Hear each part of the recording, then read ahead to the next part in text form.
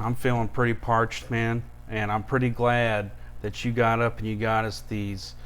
Uh, these are what are they? CBD seltzers. Yeah, CBD. There can be called cannabis seltzers. It's a CBD sparkling water, Awesome. made here in town. By the St. Louis Cannabis Club. The Yes. Cole Lounges, of course, as some of you may or may not know, this is Missouri's very first private consumption lounge. It's taken a hit here during the time of COVID, but they're trying to look for new strategies and ways to stay afloat. So when you guys get a chance to see this out there, Oop, I got you. Yeah, so this is look for this logo right there in the center. Yeah, there it is, St. Louis Cannabis Club. We're going to be bringing a couple products onto the shelves here. You'll be able to find it at local restaurants and in stores soon. One of the main goals is finding ways for us to, as a cannabis community, finding ways for us to still be connected and still experience new things in the industry together, even though we're not getting to do it the way that we thought we would at the beginning of this, or at the into the end of this year. sure, But yeah. yeah, so yeah, we're working. The seltzer itself is it's a collaboration with Mighty Kind Cannabis. Nice. Yeah, Mighty Kind is they're a local CBD infusion business that is offering their tech and also their savvy and creativity for flavor to different businesses that want to get in on the CBD infusion game in different ways.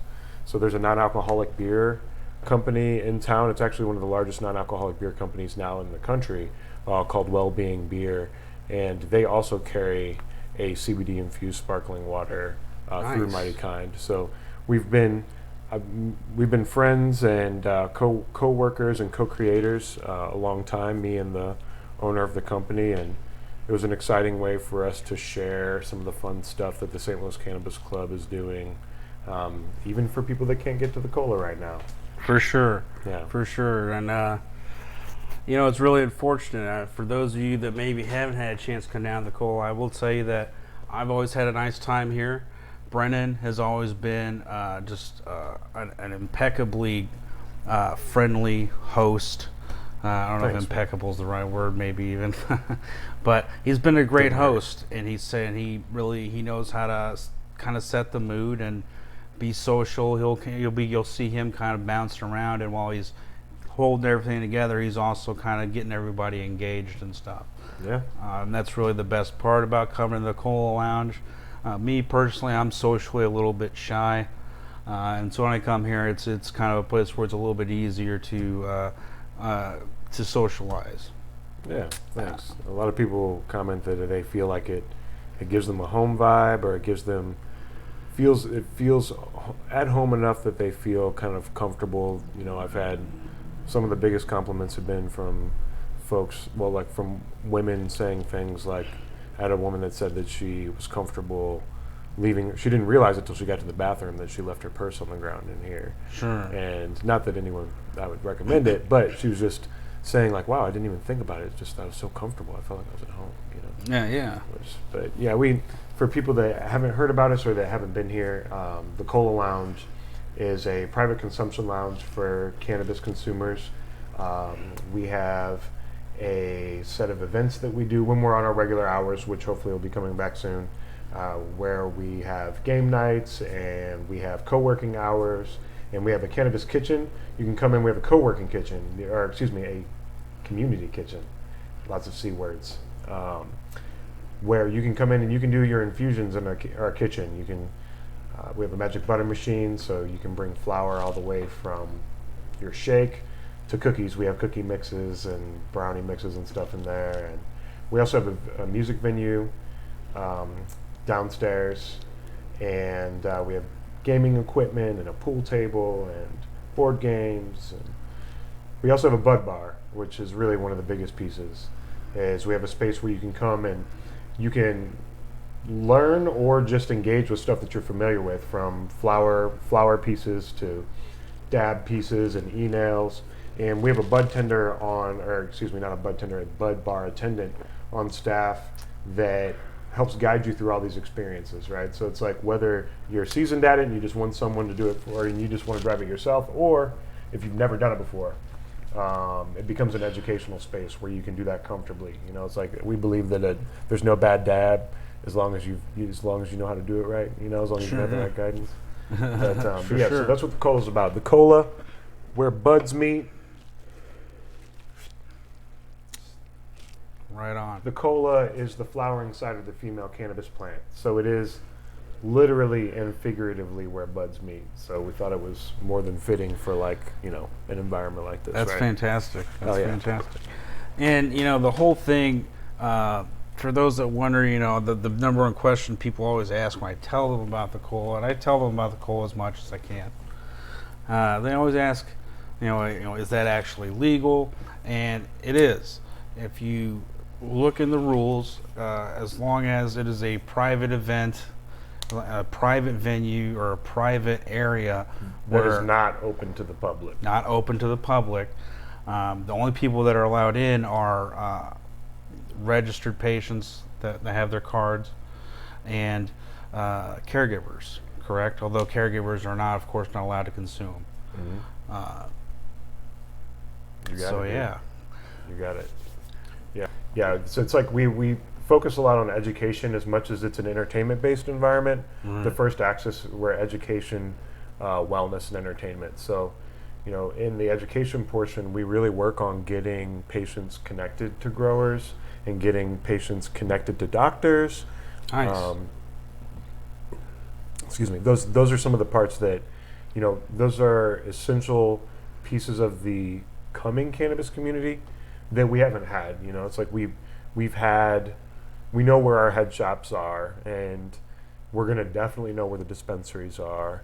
But some of the more ancillary resources on how to really know what is going to be the best for us, and either how to grow or, you know, when you're taking a route for consumption, whether it be dosage or sugar versus a water soluble, or, you know, these are all things that are going to be new to a lot of patients. And so we offer our space up not only to the patients, but also to brands and companies that want to have an opportunity to intersect directly with the patient base. So, you know, that's we have a series that will hopefully be gearing up before the end of the year called Easy Dose It, and it's focused on getting patients connected with doctors and doing a Q&A and hearing testimonials from people that might have used cannabis to segue from some sort of serious medication, either for a problem, mental or physical, or Sure, yeah. you know, you get it. So Yeah. soon there are going to be lots of lounges and consumption spaces, and so the St. Louis Cannabis Club is going to continue to facilitate as a nexus to continue to kind of plug and play a lot of these resources to these spaces as they come about. You know. That's fantastic. Yeah. Well, in any case, folks, that was introduction with our host here, Brennan, again, here at the Cola Lounge. And this is, of course, the very first episode ever of Armchair Expert, which is being brought to you by St. Charles Normal. We're just going to try to do a series. I am going to try to do a series of educational videos for patients, for members, for just the general public, anybody that wants to learn things related to cannabis laws, etc. You can go to our page and you can look at these videos. We're also going to set up a Patreon account with more exclusive content, wherein I'm going to be documenting my patient journey, basically just from kind of how I got into cannabis, how I got into being an advocate, how I got into growing legally. So just from the concept to planning it to putting it in action and then making it a reality, I'm going to document the learning process, because I know quite a bit about cannabis. There's a heck of a lot I don't know, and growing is a skill that I don't have, and so this is going to be, a video documentation of my journey on that, from how I get everything set up, how I figure out where I'm going to grow at, but bringing the resources together all the way up to my very first legal harvest. That's gonna be cool. Yeah, I'm looking forward to it. So the first episode here, we're actually going to do a follow-up on recently. For those of you who live in the St. Louis, St. Charles area, you may have seen on ABC 30 on the Cowboy and Judge show, which is kind of a spin-off of the Cardinal Cowboy. They had myself and Nate Bowman were there to kind of have a roundtable discussion where we talked and gave information about cannabis in Missouri, medical cannabis in Missouri, and just what things we know about cannabis in general. Now, at the very top of this show, Judge Mike Carter, who, he was a very amicable host. I'll say this about him and the Cardinal Cowboy. They were great hosts. They were very amicable, and they were very open, honestly, to the information that Nate and I brought to the table. Although we had a limited time frame, and there were some things that you can't avoid some cliches, right, and some stereotyping, especially when you're bringing something completely new to someone. So at the very top of the hour, Judge Carter jokingly says, hey, we're gonna have to slow down, because it's been a long time since I smoked pot when I was a kid, and so, my brain's not working too good, kind of like it was. And it was funny, and I know he was just trying to get a laugh and everything, but I think right there that also presents a very nice teaching point, because what does cannabis do in terms of cognition? Well, I'm not going to sit here and lie and say there's zero effect, but the effect is much more minimal than what a lot of people think, or what a lot of people that maybe they're newer to cannabis, maybe the effects hit them a little bit harder. But for someone that's a patient such as myself, I've got a lot of things going on, medicated for a long time. So you do have a somewhat of an effect initially on short-term memory. We've experienced that.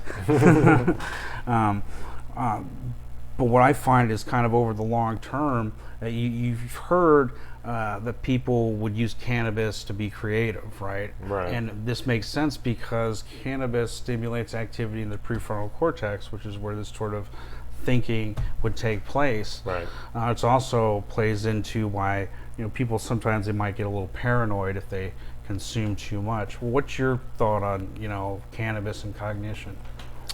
I'm sorry, what were we talking about? No, yeah. For me personally, it's different than what I think in a broader sense, right? Because for me personally, I have attention issues and I'm hyperactive. Yeah. Me too. And, yeah, and so cannabis affects me differently than it does some others, and I think that's the main thing that this is all about, is that it affects everybody differently. Yeah, and it's so a high level of subjectivity. Yeah, and so whenever you make generalizations about it slowing someone down, you might not, you're missing a lot of what the a lot of the nuance to what's actually happening, Sure. and what can happen. For me, yes, I actually intentionally smoke really, really weighty weeds. I smoke things that for other people it's probably what they might smoke to go to sleep. But for my archetype, I run fast, I run quickly, and when I get up out of bed, I immediately hit the ground running. You know what I'm saying? Yeah, I hear you. And so for me, indica, or well, not even just indica buds, but certain cannabis strains that have a structure, right, that have more of like a sedative or slowing effect, kind of make me feel like I'm moving at almost like a normal human speed, Yeah, but for sure, yeah. one of my buddies who is, he's probably he's two of me at least, and he's a type of character where folks might think that he would want really strong, weighty weed. Sure, yeah. They think that his medicine is something that for him he's going to want something pretty beastie to put him where he needs to be because he's huge. But for him, he can't even smoke the same strains that I smoke comfortably because they put him down on the couch. And so there is Sure. also something very real about it slowing people down for damn good reasons. And Absolutely. I think that also should be honored and respected. You know what I'm saying? And it's a module. We know that you can. Sure, yeah. We know you can smoke yourself silly, Sure. and it has nothing to do with being in a place that's I don't know, necessary, right? Sure, yeah. But Yeah. that's the beauty of the plant, is it's forgiving that way. Sure. Well, oftentimes the slow down perception, just to say one last thing before we put that to bed, because I think we've really, I think we've brought some light on it.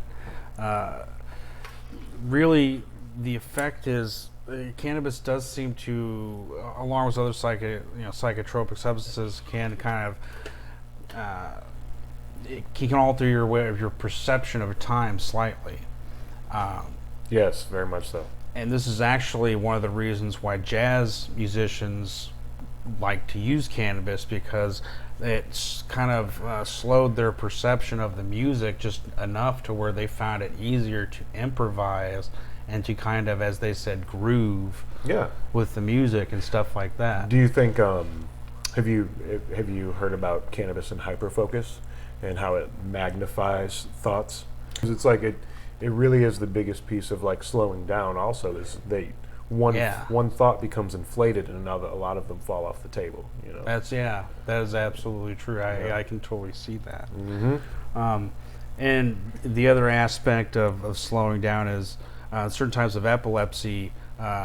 Epileptic seizures can be caused by there's a misfiring between the two halves of the brain. Yes. And so cannabis actually slows that down to firing at a normal rate. It doesn't slow it down to the point of, the person comes out of their seizure and now they're, oh, I can't hear what everyone's saying or understand. It just slows them back down to function. I think it's also important to understand that cannabis allows, down at the cellular level, allows us to function more efficiently. Mm-hmm. So, is it slower in a sense? Yes, but it's also doing the same amount with less. Yeah, and I think it also has to, it has to be spoken on that a lot of that can happen with even just gentle derivatives like CBD. Absolutely, yeah. Yeah, it's like you don't have to smoke flower. You don't have to vape, even if you don't want to. There are plenty of ways that you can ingest it comfortably if you need it for medical reasons or topically. Sure, yeah. There are a lot. I see plenty of brands that are ready to hit the shelves here, and obviously some that already are. But. Yeah, absolutely. So then kind of the next topic that was tackled on our Cowboy was basically, he tries to get into why cannabis became illegal. And he says something that's, I'm not going to say is not true, but he said something that's really, it's often repeated, but it's really more, it's part of the truth. And what he says is, it came down to, hemp being a popular product for rope. And, people that made rope, they, wanted to bump off their competitors. And that's kind of a very broad, but it's only one component of what happened. Now, you did have individuals such as William Randolph Hearst, mm-hmm. and using, to use a term from the 19 teens and 20s, yellow journalism, basically where he runs kind of like tabloid or exaggerated claims about this or that to really push a particular political agenda is kind of what it was used for. Mm-hmm. And William Randolph Hearst did have interest in the timber industry, to which hemp was a bit of a threat. Yeah. You also have DuPont, people that talk about Nylon, that. That's yeah. true. Yeah, Huge. Yeah, that's absolutely true about that. But it's more complex than that. As we were actually talking before, it really comes down to what the kind of the people can make a politically charged topic that they can use as ammunition, and that's kind of it's the politicalization of cannabis and the response to it. I think all too often we boil it down to, well, this guy in 1937 passed this law and he was hugely racist, which is true, and then this other guy became president who was hugely racist and he was hugely paranoid, ironically, and hated marijuana. Right.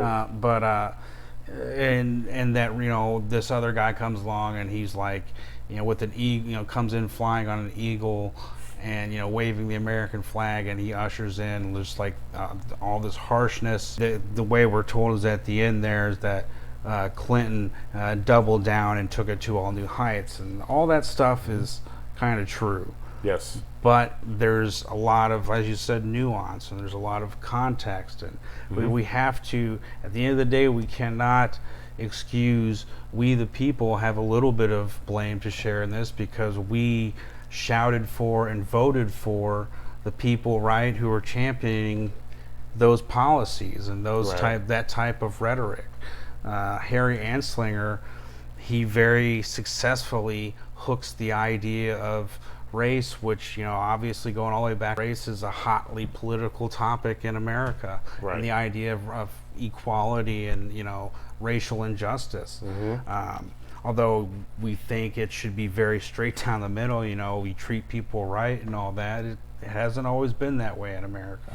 Right. But basically that by charging this idea of race into it, you bring about people that want stricter enforcement. They don't want you to treat addicts as patients. They want you to treat them as criminals and all that. Yeah, exactly.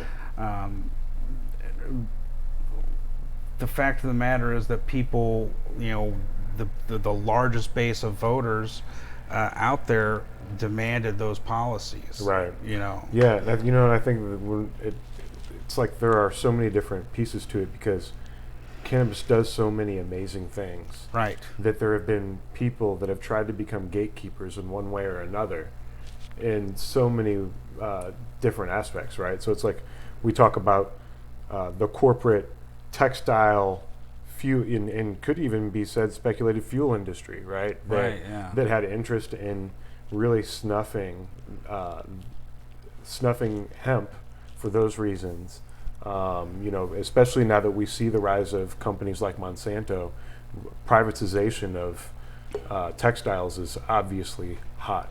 Yeah. And so there's that aspect, but then there is the aspect, like you talk about, with the war on drugs and the modern prison system, and the new Jim Crow, and how absolutely there is a structured school to prison pipeline in a lot of ways that is formulated around cannabis use in small, high charges for low possession, no type of aggression or no other charges other than possession, that can lead to felonies and jail time. So there's that aspect, and then there's this conduit of something in between that is the cultural piece. Right. That that cannabis followed jazz, and cannabis followed the beats. Yeah. Cannabis followed in use followed the cultural elements that were hybridizing and bringing people together. Absolutely. And that was frowned upon. I'm multiracial, and even when my mom was born in this country in the 60s, it was still illegal for white and black people to be married. And wow, man. Yeah, and we think about we think we're so far from those things, but things like cannabis use brought people into spaces, and they found, just like in this space here, people that come from different walks of life. Whenever you sit down and you explore that fun or that healing or that vulnerability with someone else, you come together in a way that you might never have otherwise. And I think that's one of the biggest threats. That's one of the biggest threats to the structure and function of the machines that move against our growth in this country. because it's not really a capitalist structure by any means, Sure. Yeah. and it allows for creativity to stay at the forefront, you know, and Right. so I think that when we look at it as a module like that, we can see that these are all the reasons that this plant can save the world. Yeah, that- absolutely. There's that- a lot of reasons. that yeah. man has just somehow tried to put a gate on each one of Right. them, you know.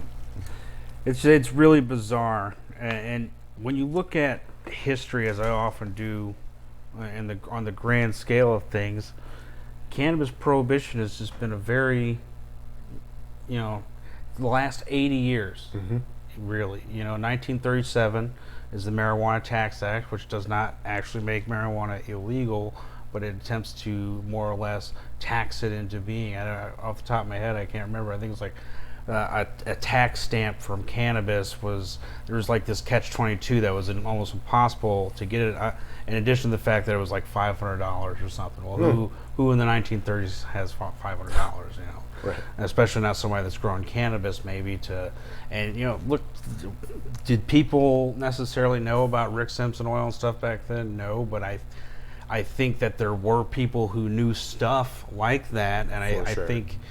But that's a whole other can of worms we could get into there, because I've gotten really fascinated in the whole Rick Simpson story with how he became aware of the knowledge for how to make RSO. Yeah. Well, I mean, I think that, concentrates, they seem like new tech, but concentrates have really been one of the most stable, universal, and oldest ways that cannabis has made itself across the world through trade.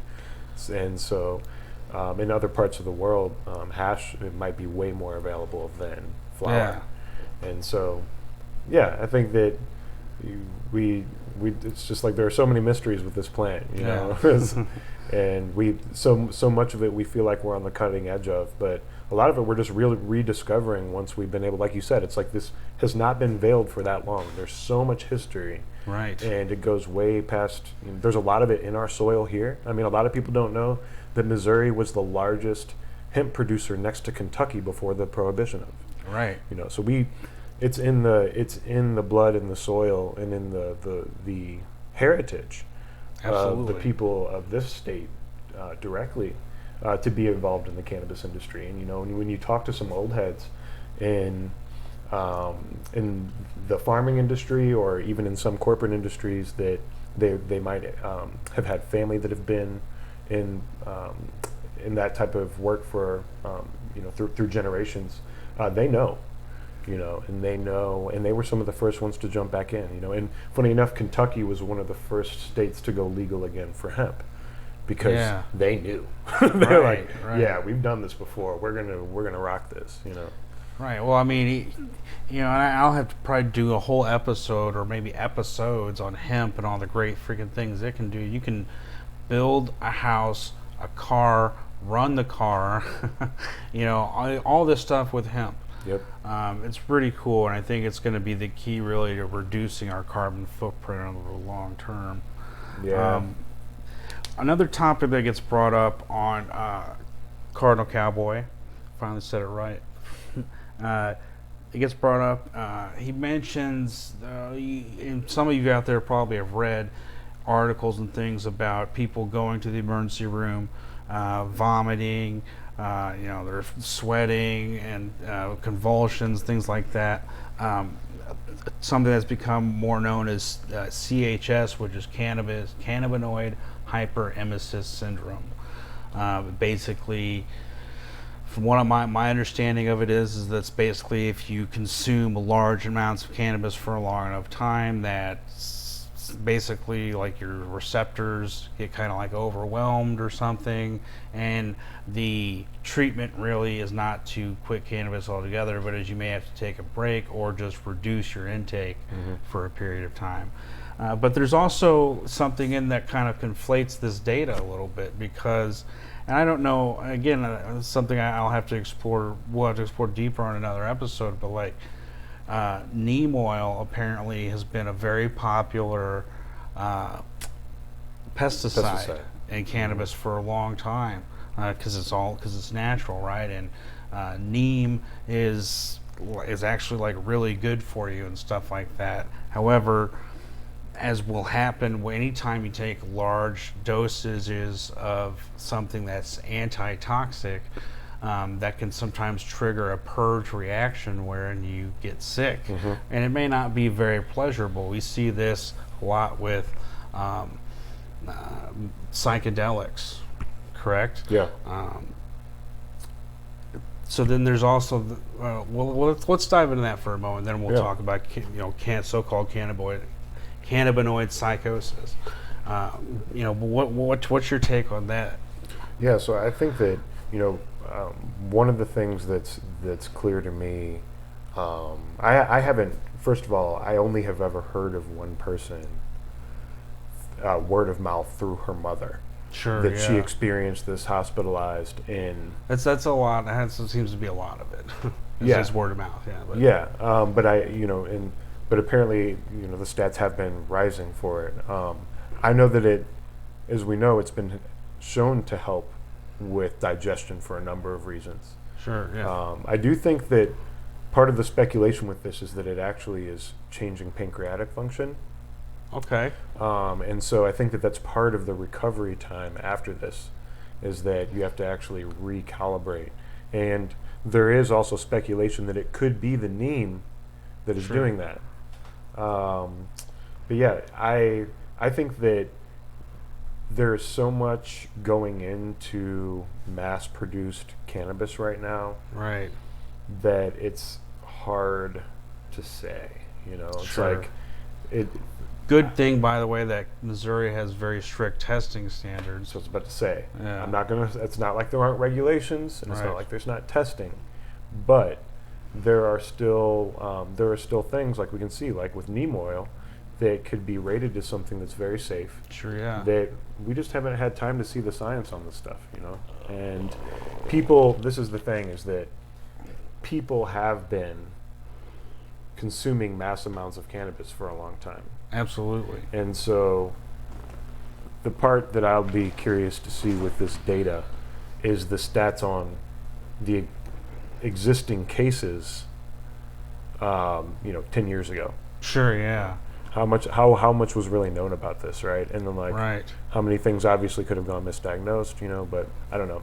I'm always, obviously right now in today's climate, we,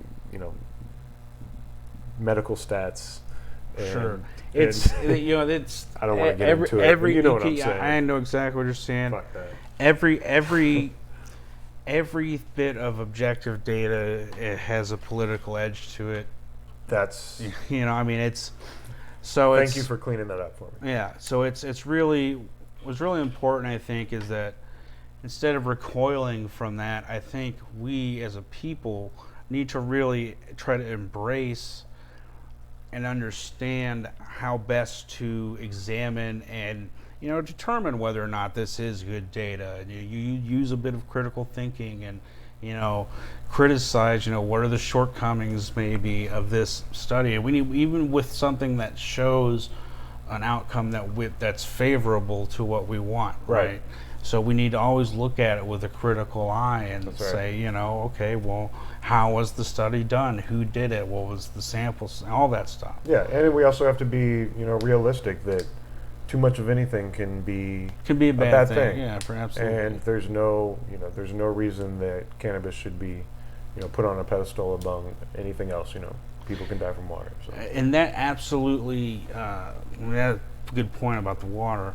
That brings us to kind of the next point where, because he mentioned this sort of delirium. Well, with cannabinoid with psychotic issues, period, you generally know that people, for the most part, are born with stuff like that, and it either develops or comes out at some point later in life, or there could be triggering events.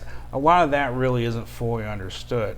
There is long time been a correlation, though, between people with like schizophrenic disorders and cannabis use, and this has often been construed to say that because cannabis causes schizophrenia, but this is where you got to understand the difference between correlation and causation. Is it that cannabis causes this, or is it that people with underlying psychiatric conditions are self-medicating or more likely to self-medicate with cannabis and things of that nature. Yeah. And that tends more often than not, when you look at these studies, that seems to be what the case actually is. Yeah. Because this also gets into a whole nother realm, and a guy I could talk about for days and days, Dr. Carl Hart. Anybody out there wants to look up some really interesting videos about drug war and just the illogical policies in the drug war. Dr. Carl Hart, man, the guy is a genius. He's a neuropharmacopsychologist. Okay. He'll blow your mind. Hart talks about an important thing that often gets missed when you see a study's been published and then they write an article about it. One of the things that when you actually look at the abstract, it talks about if something is within the normal range, okay, but if it's on the higher end or the lower end. So what they'll talk about is, functionality, prefrontal cortex functionality and things with these individuals. And it's like, well, there seems to be, a difference between the prefrontal cortex of this person and this person who's never used anything, but it says that there's a difference. It doesn't state anything about like this one's less functional than that one. Right. And it doesn't keep into mind the fact that both fall within the normal range.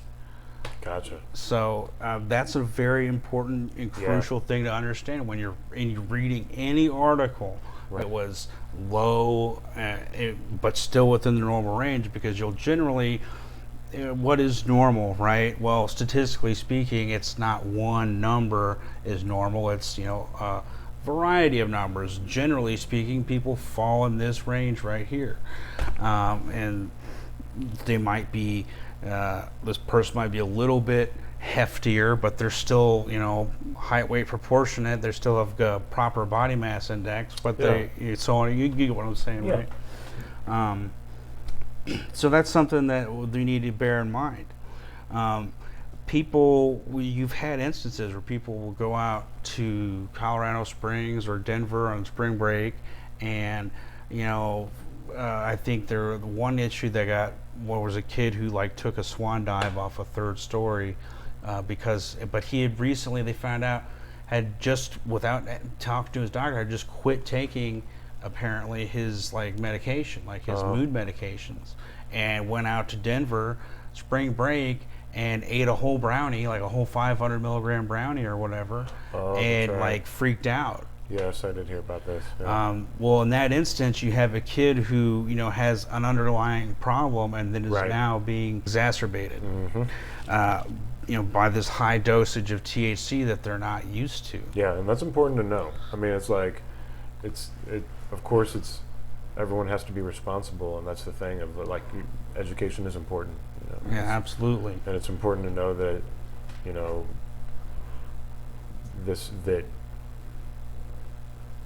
depending on where you are with yourself emotionally, you have to really be careful with, regardless of what it is. It's like sugar, for instance, is one of the most abused substances. Yeah, it's highly toxic. Yeah, very much so. And we don't think about how much that we enable that, and how much we use that to cope. And I think that, and it becomes, use it as reward for kids. Yes, exactly. For children. Yeah, and then so I don't think of cannabis any differently in that sense. That we have to be responsible about it, and it's important. It's important for us to even though these things are extremely isolated cases, for us in the cannabis community, I think it's our job to really hold as much weight for those situations as we would for something that has, 10 times as much of a likelihood.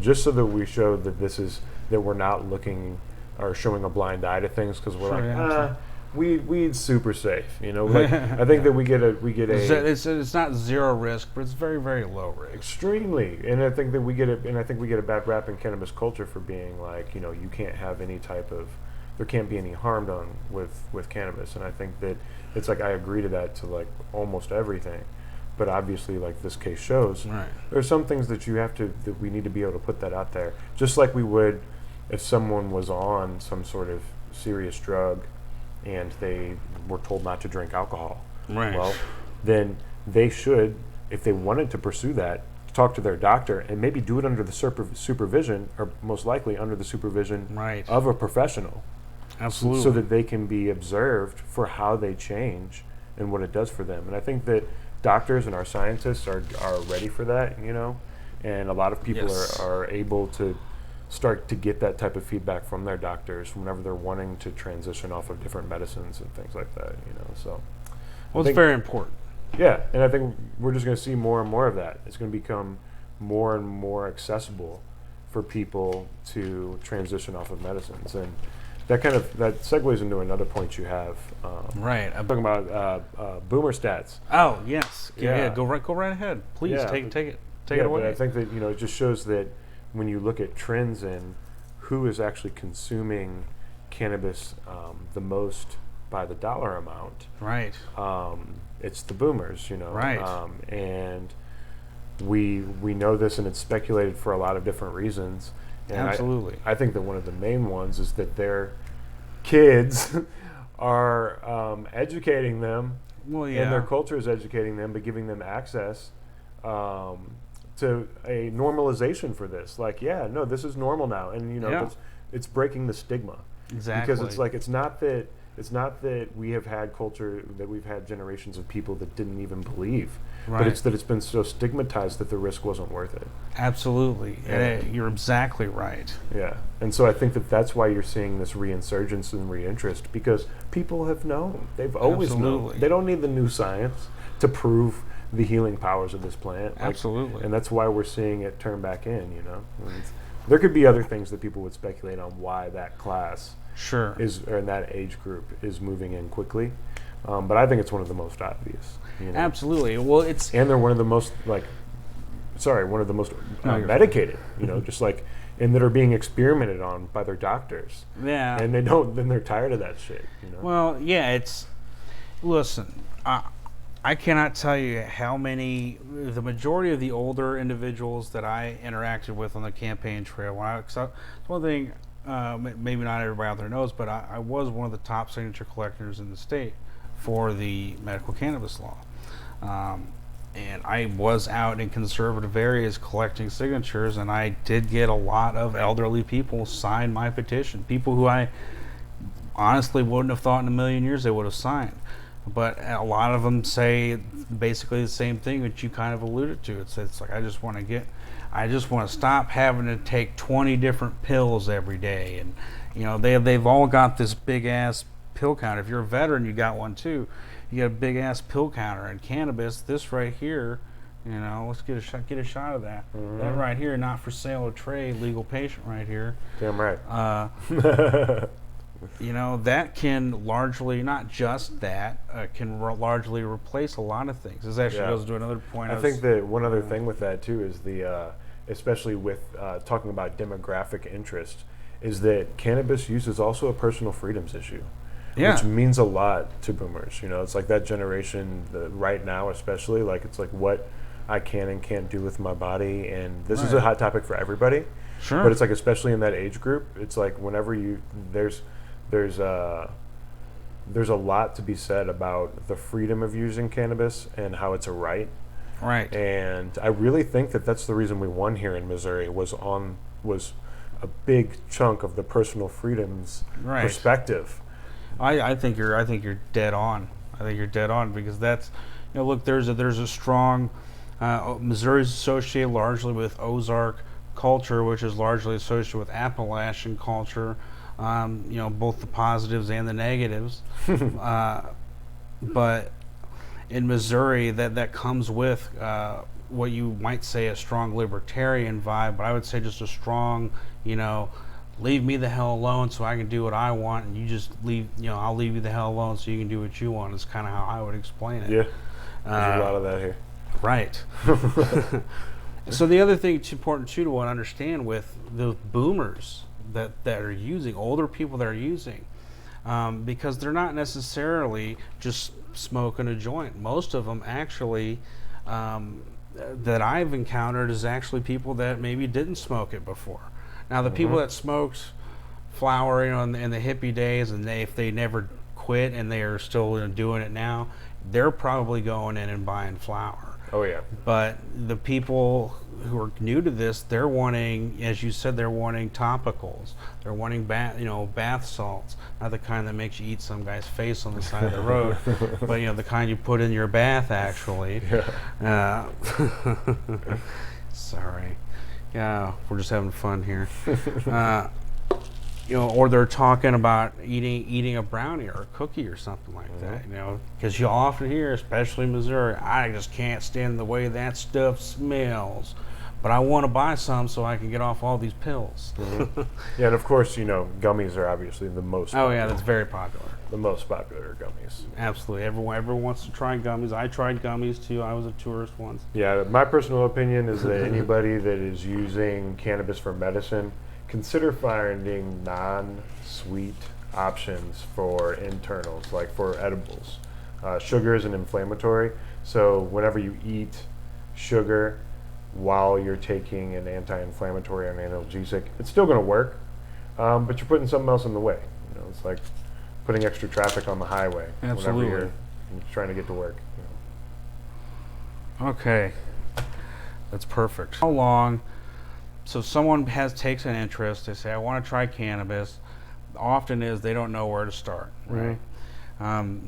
Maybe you can try talking to your doctor, but oftentimes if your doctor is connected to like a national network, such as like the St. Joe or Barnes Jewish or SLU, any hospital or doctor that works at a hospital rather that takes federal grant money, private practice. Yeah. Dr. Prathista Strong out in the St. Charles area, St. Louis area, she is kind of I think she actually does home visits. Cool. So she's not a cannabis doc per se. She's a doctor that does home visits that also will discuss cannabis. If she thinks that that's a good option, she'll genuinely, discuss that with you.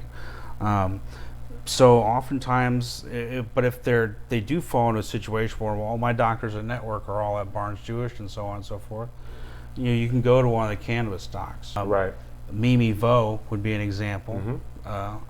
And in any case, if you can't get that or the insurance is not an option, you would find a doctor that would take cash. And my suggestion would be to honestly go to social media, go to Facebook.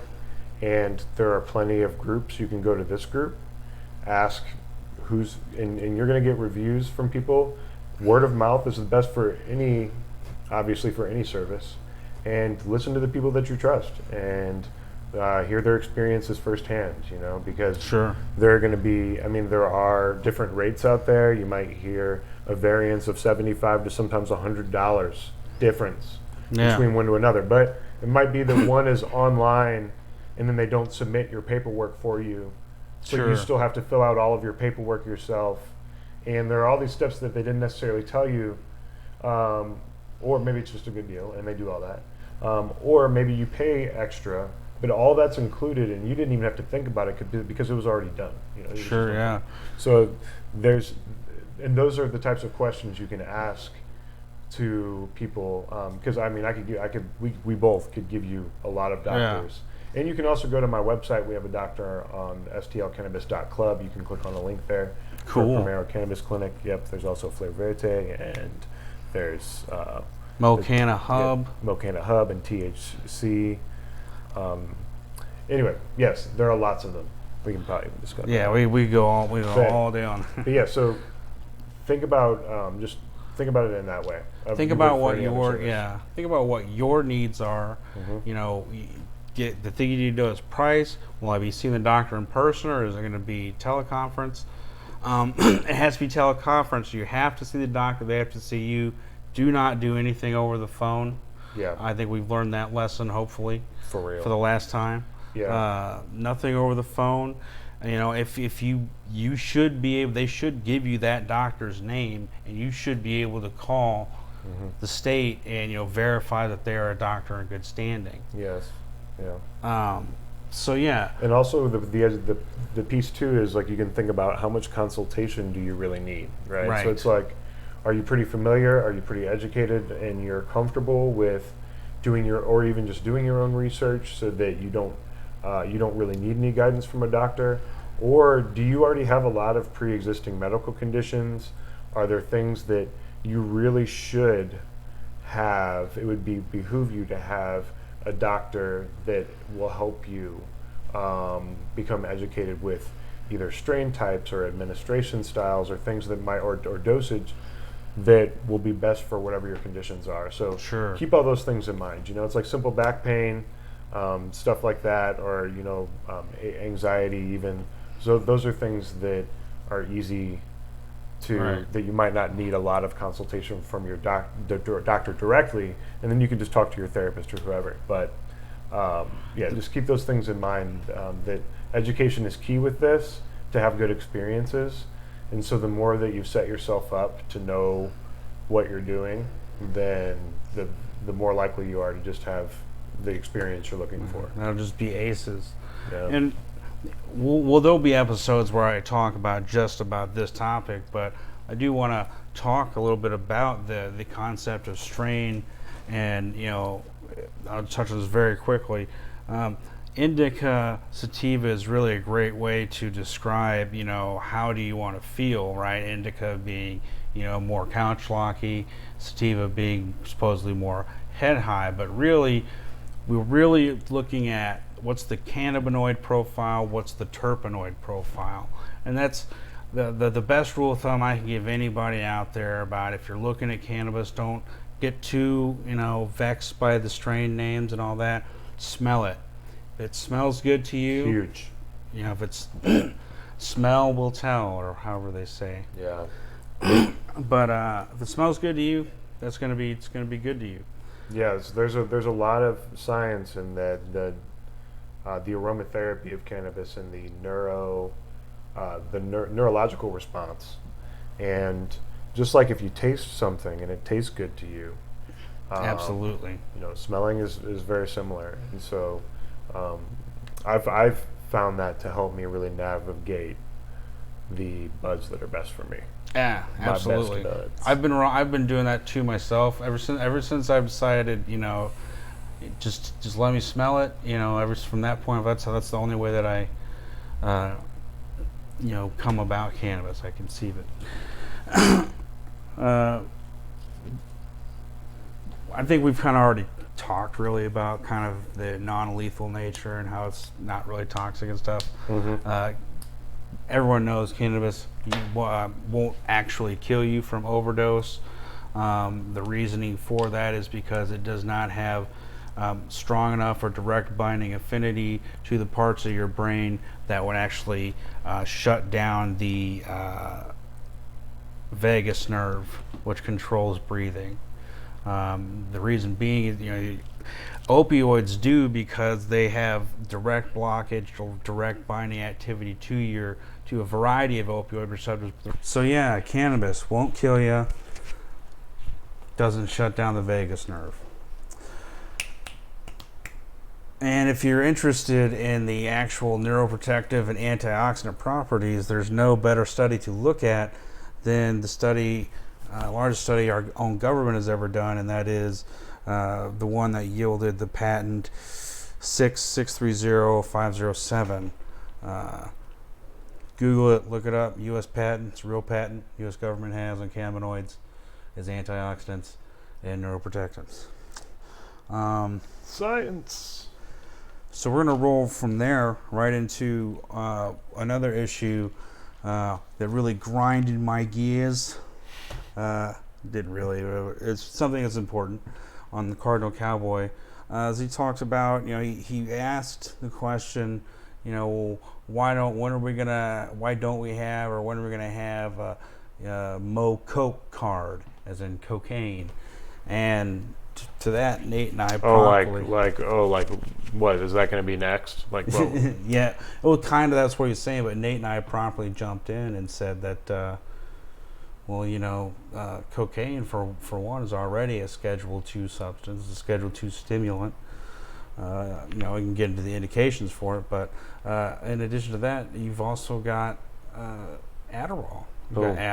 You've got actual methamphetamine, which sold under the brand name Desoxyn. Disoxin, but can be given to children with severe ADHD. Ritalin, which is methylphenidate. The Cardinal Cowboy had asked about that. It's also called the poor man's cocaine. We won't talk about why it gets that name, because we're not going to advocate for using drugs in the wrong way. For real. So anyway, there's an irony to that, and it gets into the whole idea of drugs are scheduled from 1 to 2. 1 being drugs that have no acceptable medical use and are just highly addictive. Drugs like heroin, which ironically heroin, for analgesia purposes and things like that, it's equivalent to oxycodone pretty much. Yeah. It's also very similar to drugs like Dilaudid and things like that. You could even say that those types of drugs are stronger, right? Because they're more pure and things of that nature. So it's very, it's strange. The scheduling is illogical. Cocaine is a Schedule II drug. Methamphetamine, as I said, is also a Schedule II drug. Yeah. The only time it's a Schedule I drug is if we were to, if my cousin Bubba were to go out into the shed and, take the Drano and stuff, and the Sudafed he stole from, Walgreens out, and make his own meth. That would be a Schedule I drug. If it's made in a lab, guy with a white lab coat makes it, it's a Schedule II drug. Wow, I didn't realize that. Well, one thing I want to get into that's gonna be a good springboard for that too is cannabis. People talk about it sometimes as an exit drug. And an article I just wrote, that'll be in the October issue of Evolution, talks about cannabis specifically for opioid addiction. Now, I have a personal experience with this. I myself was in the military for about 7 years. And coming out, I had the aches and pains and things that a lot of soldiers have. I had a severely damaged hip. I had to have surgery on it in 2012 when I was 25. I had hip surgery. And not only that, but in 2008, I was in a severe car accident. So, pretty much from 2008, with a break in between going to Afghanistan, from 2008 till like early 2014, I was really, really addicted to opioid painkillers. Of course, didn't realize it until pretty far in. Right. But it ended up leading. I attempted suicide twice because of just the depression and just the isolation resulting from an addiction like that. Wow. Yeah. You're talking about, and that really gets you. We're going to do other episodes too that talk about that aspect of it. We're going to talk about a study I like to talk about called Rat Park.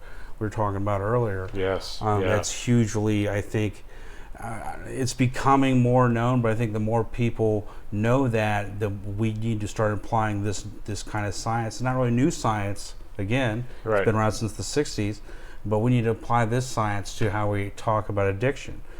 Cannabis has been shown to help with the problem of opioid mortality and opioid addiction through two primary means. Number one, they're both kind of the same, but they're also a different way of getting there. It's prevention.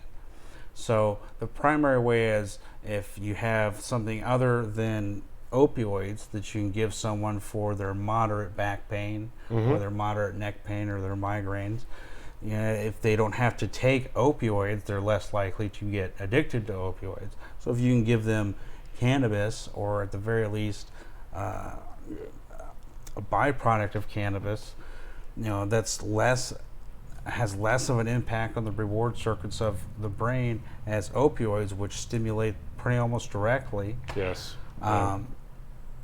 And so what you've actually seen in Colorado and states like that is that they've seen a reduction in the number of opioids prescribed annually, as well as although everywhere you're seeing opioid mortality has risen over the last 20 years, including states with medical cannabis laws, their levels of opioid mortality, as I say on the show, as I said on the Cardinal Cowboy, was lower by 24.8%. You round it up to 25% than states that didn't have cannabis.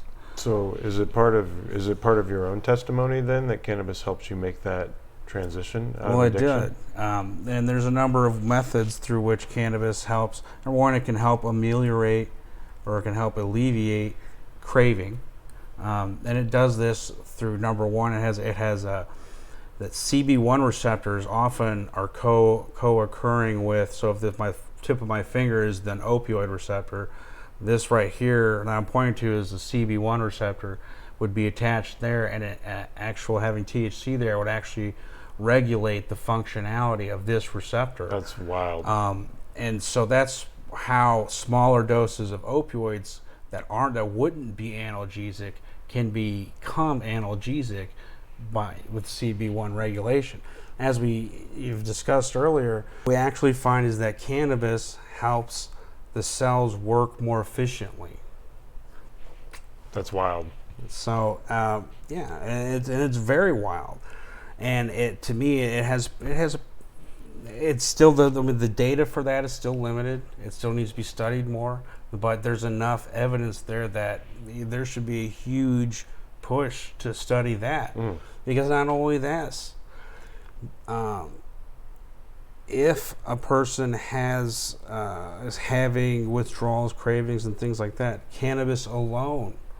You don't even have to have any kind of opioids or anything like that. Just cannabis itself has a partial binding affinity for the mu opioid receptor sites, has a stronger affinity though for delta and kappa receptor sites, and that's getting way into the sauce there.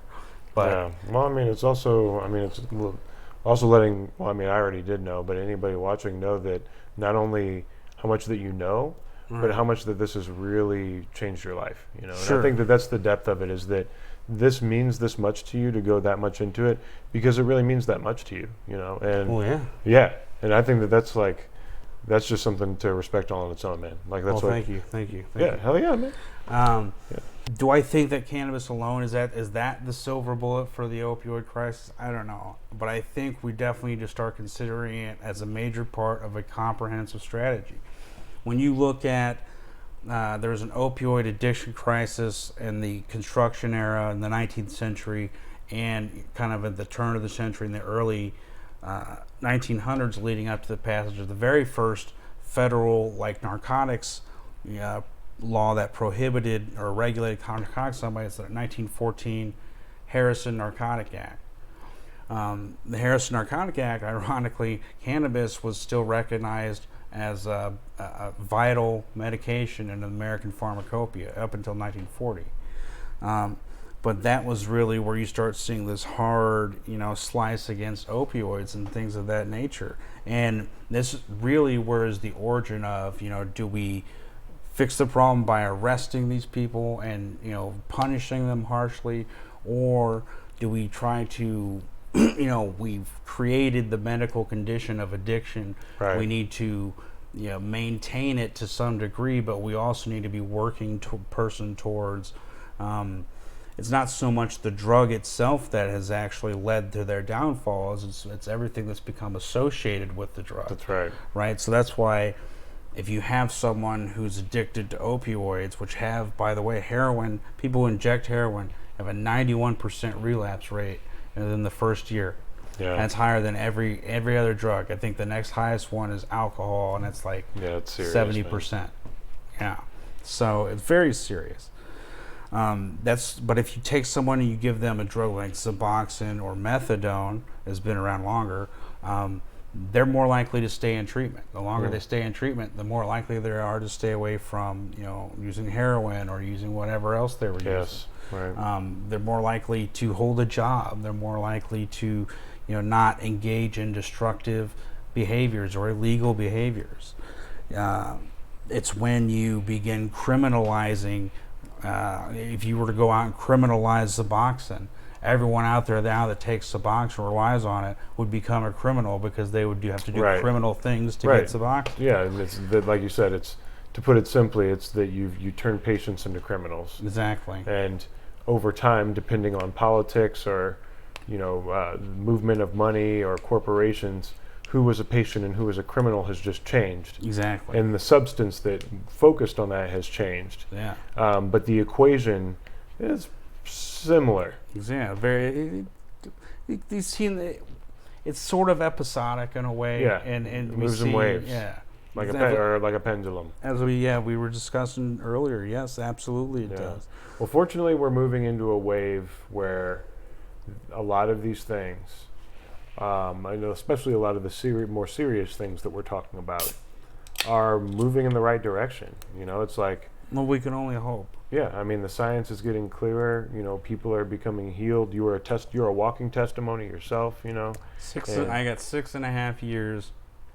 Not actively using opioids. And I mean, we don't even have to dig much into it, but that's also multi-layered with the fact that you're a veteran, you know. Right. And so there are so many layers to how this plant is coming to the forefront to show us how we've got a chance, if we don't mess it up, Right. to really clean up this whole planet, you know. And we have an opportunity right here in our state, and a lot of that money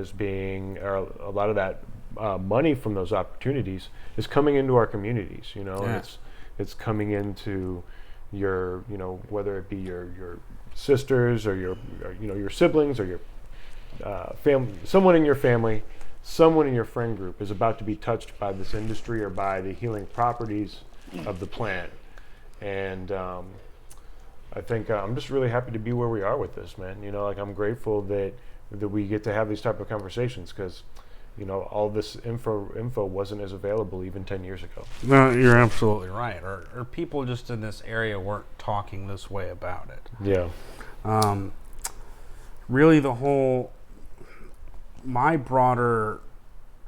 that I more broadly am an advocate for is the concept of increasing access to harm reduction services. But coupled with that, in any country that has effectively implemented such a policy has had to put in place that service is a direct conduit into treatment. Mm-hmm. That service is a direct conduit into, rehabilitation, vocational Yes. rehabilitation, getting Yes. this person back to back work, into society. getting them, getting a house for this person. Those are the things that we don't think about as all being the real factors that push and drive addiction. That's right. Light it up. Speaking of light it up and lightening it up, check this out. So at the Cola, underneath all of our tables, you'll find a lighter piece. And Very handy. there'll also be some crayons and other stuff for you. But Absolutely. The last topic, or last set of topics we're going to get into, well, actually, no, it will be the last topic, because we already talked about the fastest growing demographic of cannabis users. that's right. Something that was discussed on the Cardinal Cowboy show that I think is important to delve into is the idea concerning the smell of marijuana being an impetus for probable cause.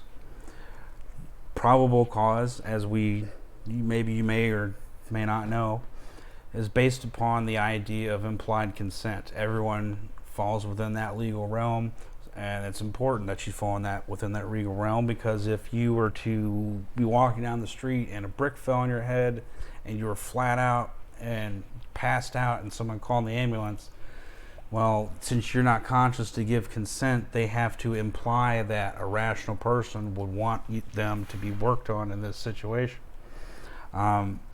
Unfortunately, it also goes in to say that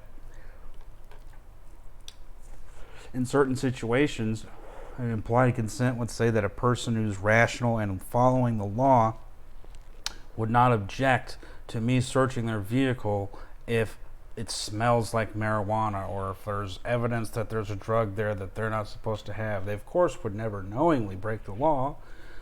So we have to then, go in and correct that situation. That's what's kind of more or less boils down to. Yeah. So if I say that if you're basing it upon the reasonable assumption that, this person, doesn't want to break the law, or they're maybe breaking the law by, whatever evidence of this illegal drug, it is, I think, an unreasonable assumption to expect a cannabis patient to never smell like cannabis or to never have the smell of cannabis about them. Of course. Because that is, in fact, their medicine. That's right. And I think this is actually why you've seen in states like Pennsylvania, Arizona, you've seen in Maryland, and I think there's been another state more recent, Illinois actually. I think. Don't quote me on that last one. But basically, where the state Supreme Courts have decided that the smell is no longer, gives them probable cause. If you're in a state where the person, produces legal proof to possess, or if you're in a state where anyone over 21 Can possess. Yep. Now, of course, this would be not indifferent than how you would treat alcohol. Yeah. Obviously, the person. Can you imagine, like, sorry to interrupt you. No, you're fine. Can you imagine, like, working at a dispensary or working as a trimmer, and you get pulled over for speeding or a tail light, and of course you're gonna smell like weed. Of course. It's like you're gonna smell funky and you're gonna smell delicious. Yeah, to us, right. Not to. But and so yeah, it makes sense that we have to move past that, because whenever you look at it in a broader sense of how many people that might not even be consuming at that moment are also going to smell like marijuana. Absolutely. So yeah, it's like that's something that we're going to continue to see more and more of this. And I think that I might have even asked you earlier, like, I wonder how long that's even it's going to be a thing at all, even state by state. Sure, because it goes into something else that's an issue, especially here in Missouri. Missouri we still have to understand that as cannabis patients, we are at risk anytime we leave our house, because Missouri has zero tolerance policy. I almost don't even want to say it because for you speak it into the universe, it becomes so. Mm.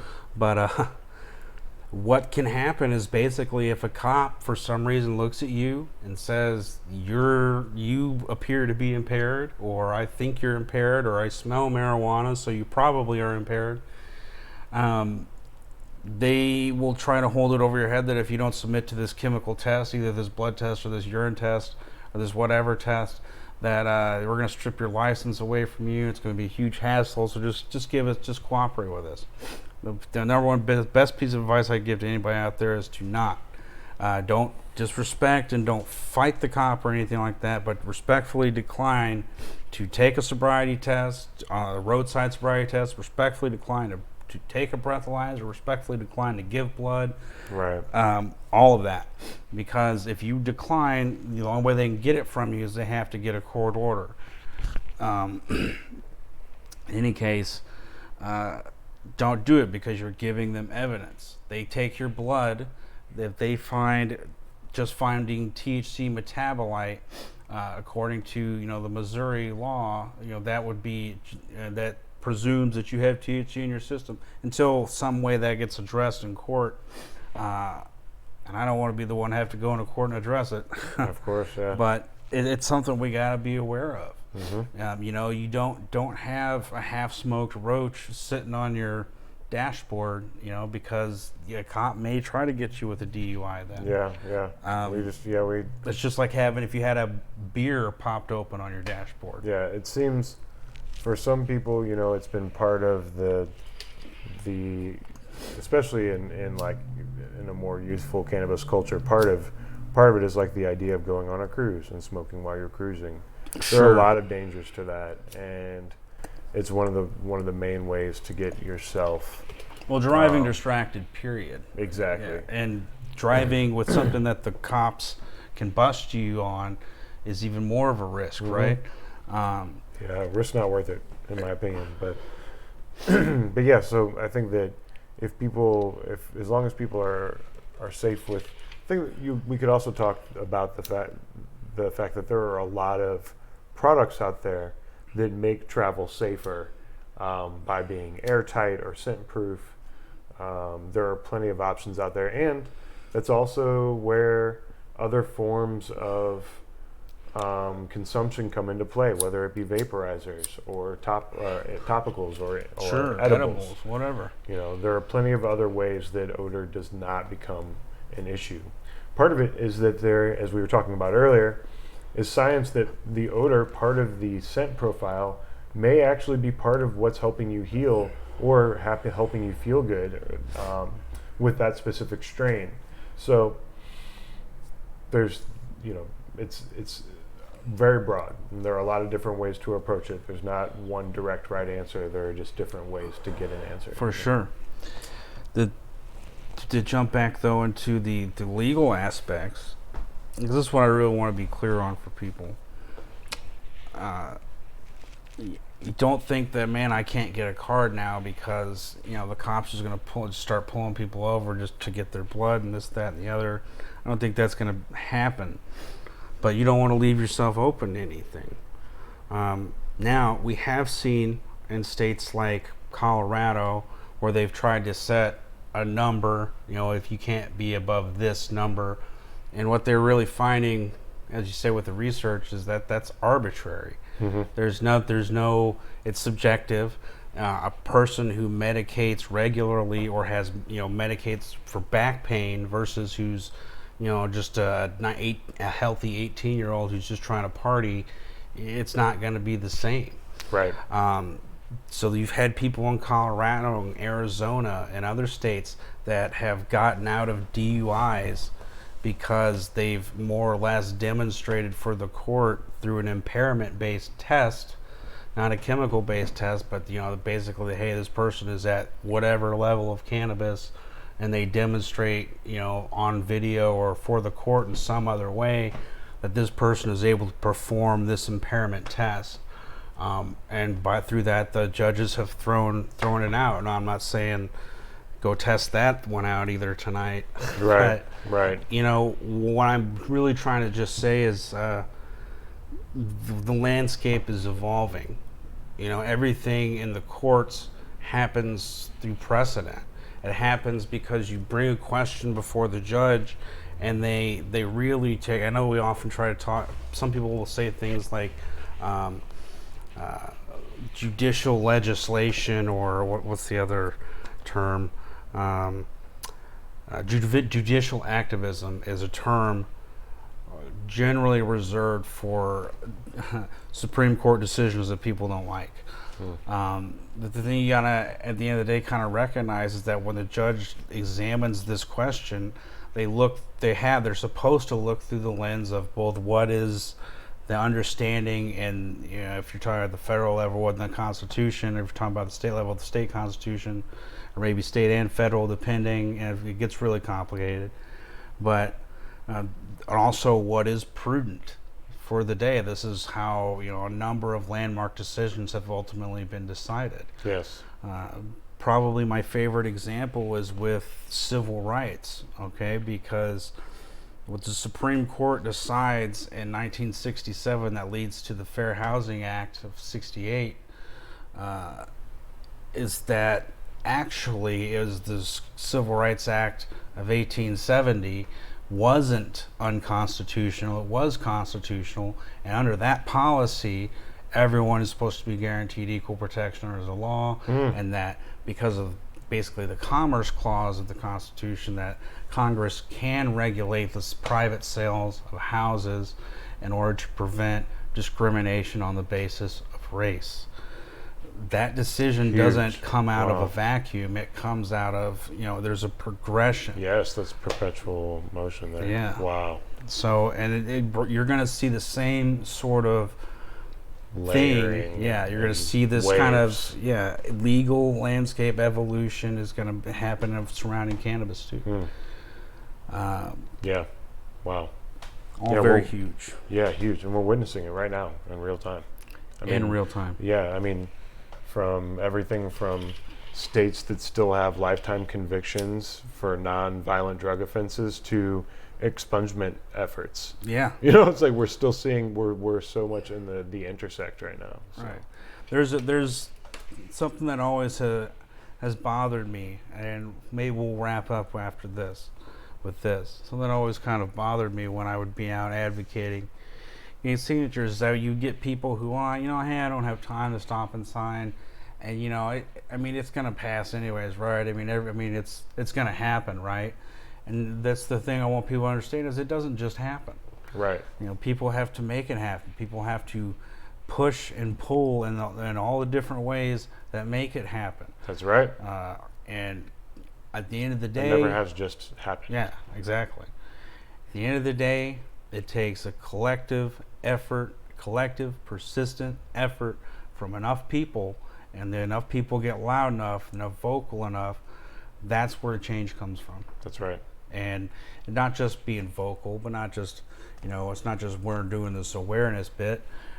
We also want to talk about what are the actions we need to take in real time. And that's kind of one of the things that being a part of Normal is about. And it's also something that, I think you, as just a leader in the community, my friend, are often, that you walk that walk. Yeah. No, thank you. Yeah, I definitely relate to that a lot. It really speaks to a lot to what my group and my organization is about, Absolutely. Yeah, and I think that we're at a really cool place in Missouri, and I've said it before, but I feel like we are at a confluence, literally and figuratively, here in Missouri. Absolutely. Where the great rivers meet, but that we can see this inevitable federal regulation that will lift at some point. Yeah. And that there will be this larger and larger corporate interest come into cannabis, but that can intersect with the realest and most meaningful experiences and products, and healing testimonies that we can accomplish. And I think that we can do that here in Missouri because we have enough.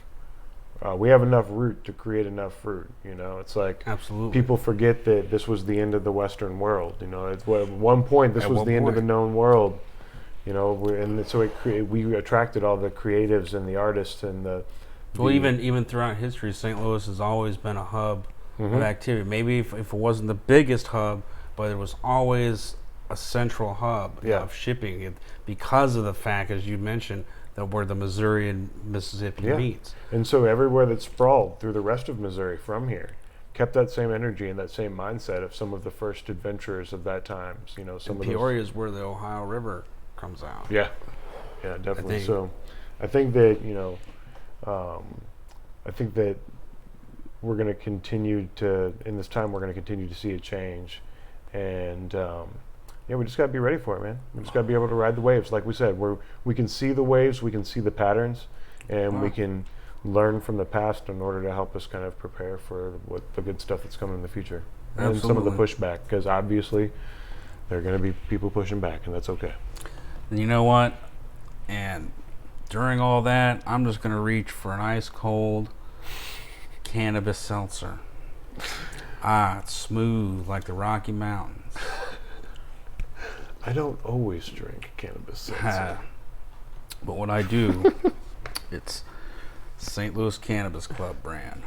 All right, folks, Appreciate it's been the real. Shameless plug. Yeah, Shameless plug. It's been real. It's been fun. And I hope you guys got something out of this. All right, take care. Yes. Let's shut that down, Brandon. Yes. Cheers. Stay happy. Stay high.